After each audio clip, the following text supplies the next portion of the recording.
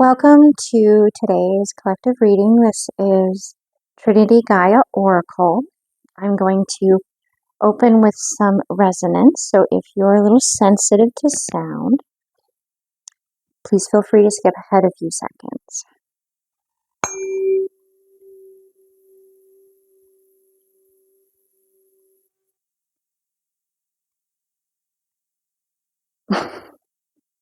So cute. What is that?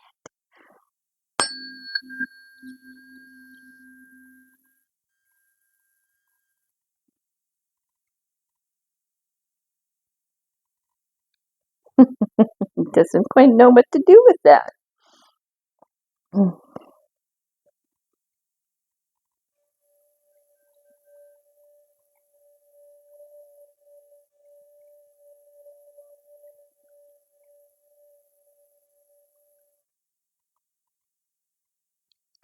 As you can tell, this reading's a little different. I don't normally have, Lenny front and center. He's got his own little crystal spread here. Seems to be particularly fascinated with this one. I was playing a bit with this, I think this is rutilated quartz. But this is a channeling that is definitely more, and I may be guided to pull some cards, so I do have some decks pulled already. But this is going to be more of a message from Gaia. It's very, very clear that this message needed to be recorded now. So here I am. Now, with everything happening in our world and our planet, how nature, if you live somewhere close to wildlife, and even if you don't, there are some videos that, yes, they are definitely AI generated, but there are some that are not, that you can tell they're authentic, they're real. But Mother Nature, the animals in particular, they're going a couple of different directions. Some, yes, it's going to be a bit of a scale, but the ones that are particularly highlighted are the ones where, they are recognizing that having an alliance with humans, maybe they're starving, maybe they, they're running for their lives and they jump in your window, and on the other side is a predator, whatever it may be. Maybe they jump in your boat, maybe there's an avalanche and they happen to jump right into the bed of your truck, and then they lead you back to their cubs or their pups. They're young. Mother Nature, the animals, are recognizing that we are key to their survival and that they are coming to us to intercede, to intervene, to help. Oh. Well, hello. Is Mom talking with your hands? Yeah. Goob. Oh, love it when they do this. Oh, kiss it. So they're recognizing this. And what's really being highlighted in this is the dynamic that is present. It doesn't matter, what spiritual path or tradition or culture you're from, this is another living being. And if there's one thing that we understand, is that when you lock eyes with a mother who is giving you her baby, and she's like, look, my child will have a better chance of surviving if I give you my child. I can't keep my child alive with how things are in the wild right now. And I love my child, and I want my child to live. Or, I'm willing to sacrifice myself getting my child to safety, because I know my child won't survive this conflict that I'm currently trying to keep them away from my baby. any parent can see and immediately resonate. How could you not understand that primal need to protect your young? And they know they're coming to humans for help. They know that we are their child's only chance. And with what's going on in our climate and what our presence in mass has done to the environments that they're no longer safe for them to live in, it's even harder to survive, to thrive, to compete, to pass on their genetic code, to keep them in a state where, like, we all long for peace, so that we could enjoy those moments of happiness. And when, there's a moment of sadness or anger, that we can roll with it and heal it, because we stay in that center of who we are. They long for that too. And things are hard for them. They're coming to us because we are the answer. It's rather emotional what's coming through, because there's so much pain and suffering in this world that doesn't have a human voice. It's almost as though the dynamic is that we are the guides now. Like, we are praying as people for divine intervention in our lives. We are that intervention for wildlife.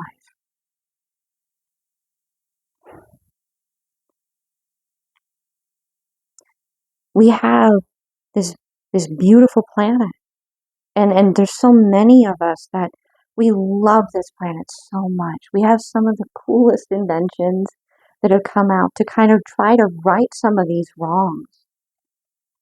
Like that one thing that was invented to clean up the oceans and like water it, and it's all like, I think it, like, I don't know how it works, but pretty much it looked like it would just suck trash into it, and it would somehow collect it somewhere, and it would just kind of move around in like a passive way, kind of like siphoning water in a hose.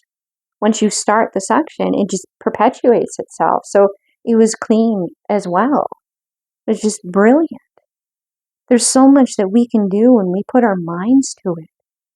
And all, like, the lives, the suffering that is no longer being experienced because that one invention has made such a huge impact. And that's just one of many that have had this very same goal and been very effective in achieving it. And that's like en masse.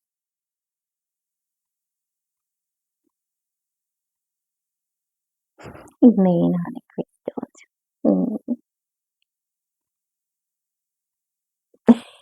He's showing you all his belly.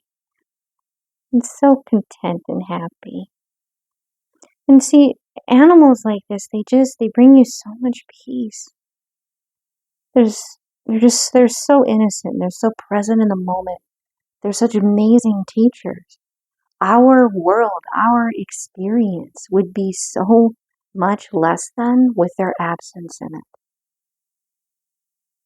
I mean, there was the joke that I heard, and it kind of was like, yeah, I bet that is what they probably see. So, hypothetically, alien civilization looks at what gets the most views, looks at what most humans are watching most of the time, like, in general, what is the one thing that we typically will spend the most time as a collective watching.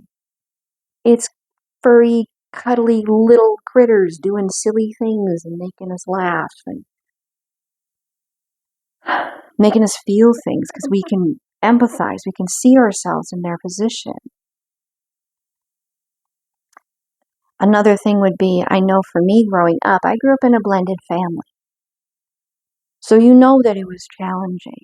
There was hurts, there was confusion, there was the typical teenage hurdles and challenges.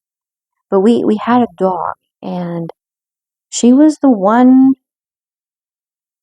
that was, you don't mess with the dog. You may have issues with your brothers or your sisters, but you don't visit that on the dog, because she was such a sweetheart. She was the kind of dog that if you were crying, she would come to you and she'd stand in front of you and wait for you to hug her, because she wasn't going to leave you alone. She could hear you.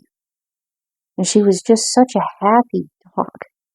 We'd go out for the bus in the morning. She'd just take off running, flappy ears and all, sun glinting off her coat. She was such a light in our family unit.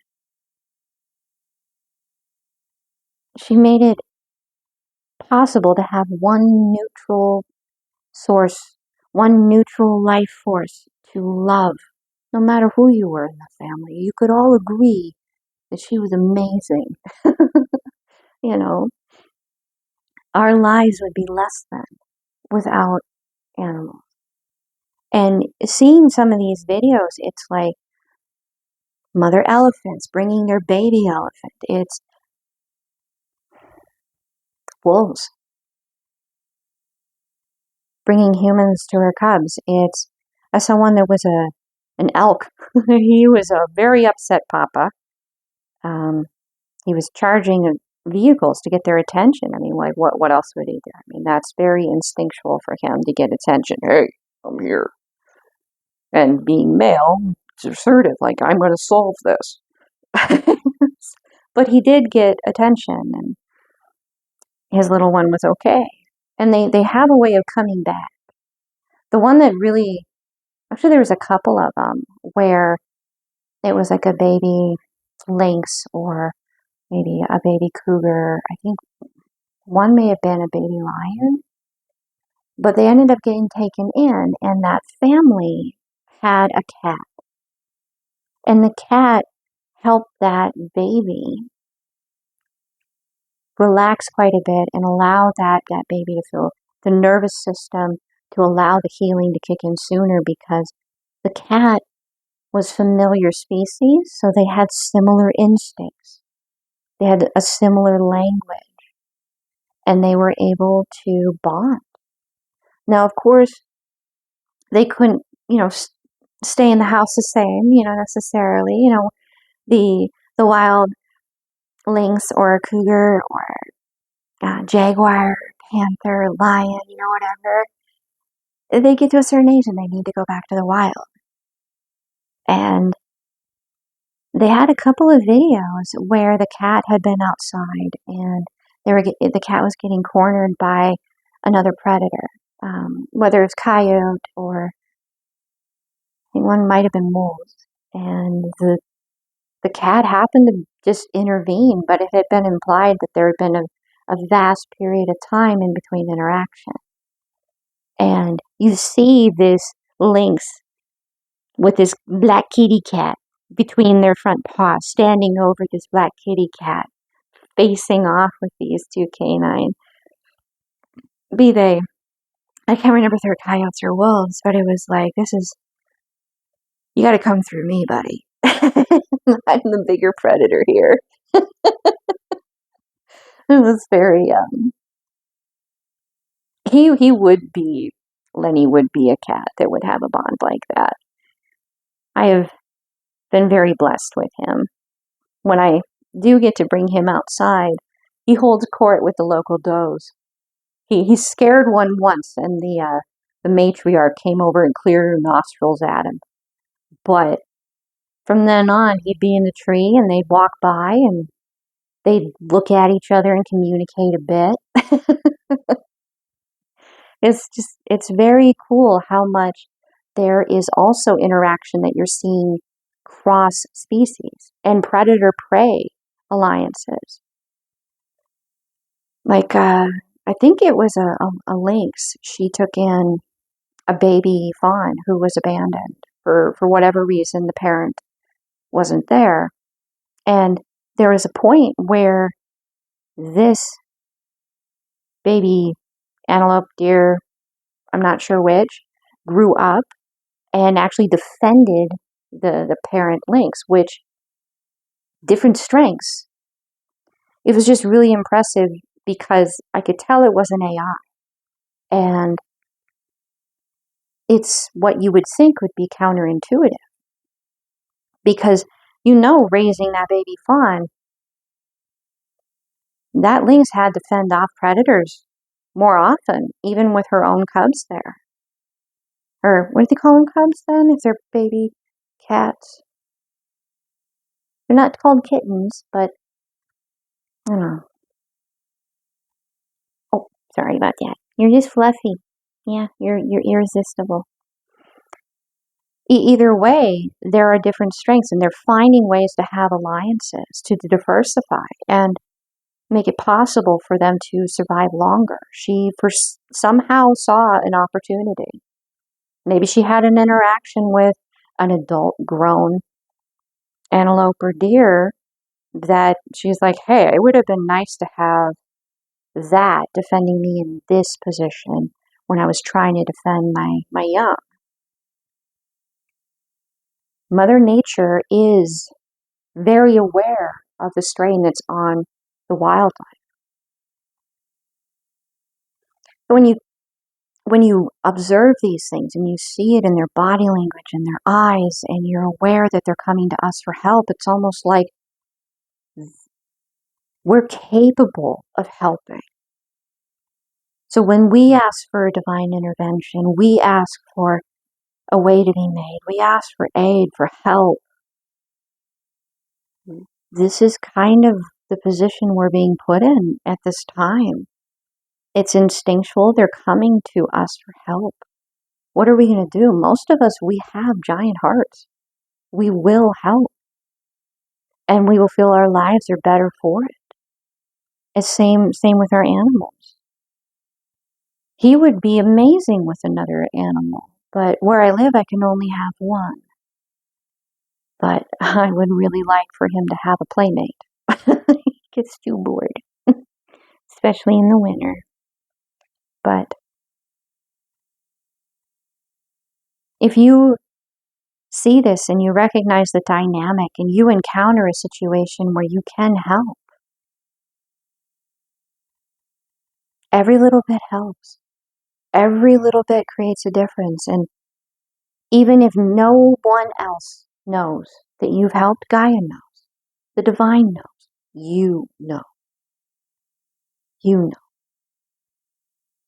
So I guess this is Gaia asking us to actually be those guardians, those guides, those divine interventions for those opportunities when they present themselves to us. And maybe it's donating.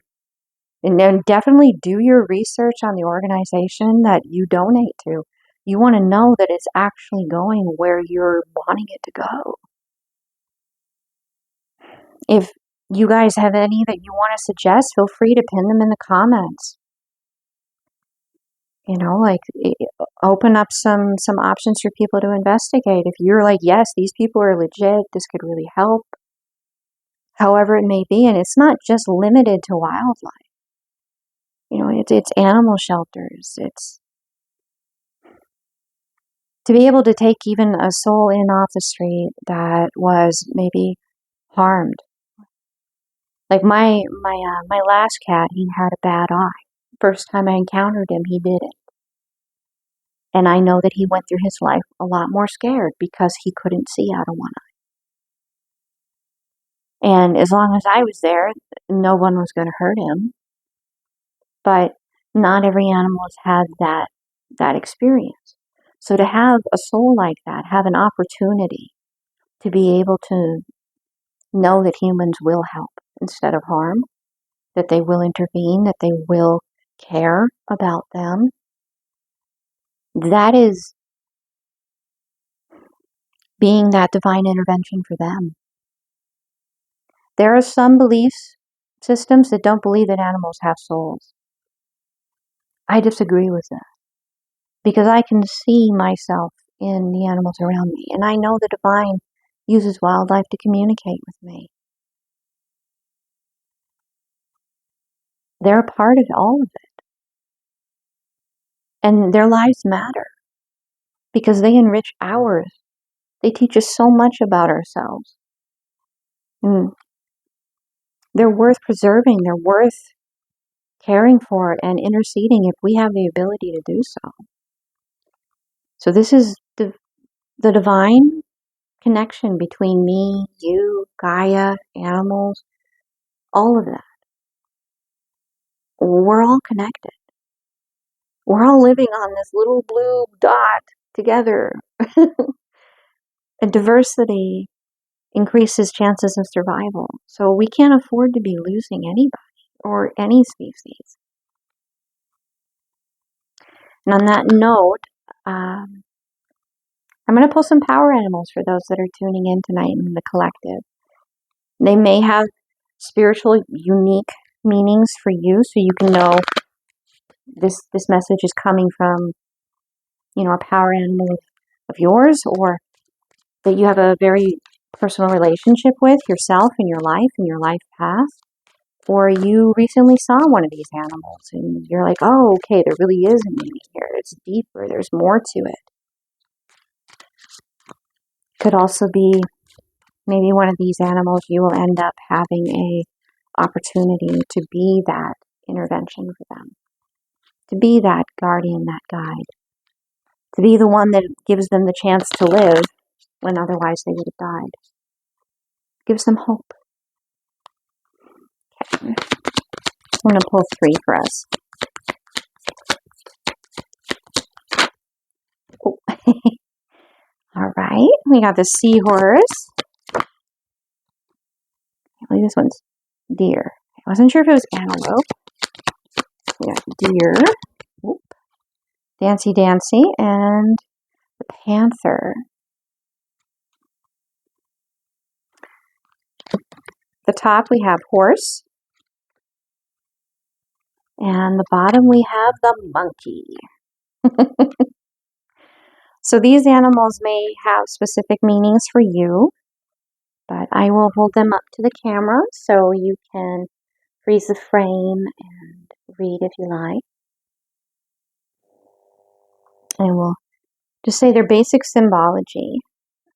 So for the seahorse, it is strength, guidance, transformation, and feminine energy.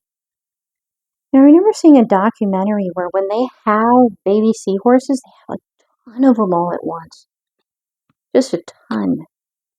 And this one's the deer. The symbology words in particular are instinctual energy, independence, and regeneration. And then we have the panther. This artwork is so beautiful. Symbology is magic, darkness, and death, which is also transformation, turning of a cycle, and life. This is like the death card in the tarot. There's a lot to that. It has death card, tarot, wheel of fortune, wheel of time. So the top was horse. And that is friendship, wisdom, and strength. There's so much you can learn about yourself that is subtle in how you move, how you breathe, the tones in your voice. The horse is so tuned into these things. There's so much you can learn about yourself. In some instances, these animals, quality time spent with them, if you have the opportunity. Horse is a little more likely, probably. But they could be a therapist in a way. They can mirror things about yourself in an unjudgmental, unbiased way. Just kind of overlooking the human filter. All right, okay, monkey. Ha. Kept flipping it and flipping it and flipping it, and I was just not getting it up right. He looks like he's walking a bit on water here. He does. He's running from something all mischievous, a little bit of a smile. Got some bubbles under his feet. Symbology, agility, courage, and spirit. Like the walking on water thing. It's interesting because I just noticed the word heavens, dominion over the heavens, pop out there to me. Oh, maybe it's shallow water. Maybe he's running really fast. But agility, courage, and spirit. And then you have like your own, my own very tiny jaguar, panther spirit right here. Just blissed out, happy as could be. Right underneath him here on this blanket, there's a star, by the way. He's laying right on the star. So, thank you very much for being present for this message from Gaia and for being here in this space. Thank you. The divine, the love within me, sees and honors the divine, the love within you. Namaste.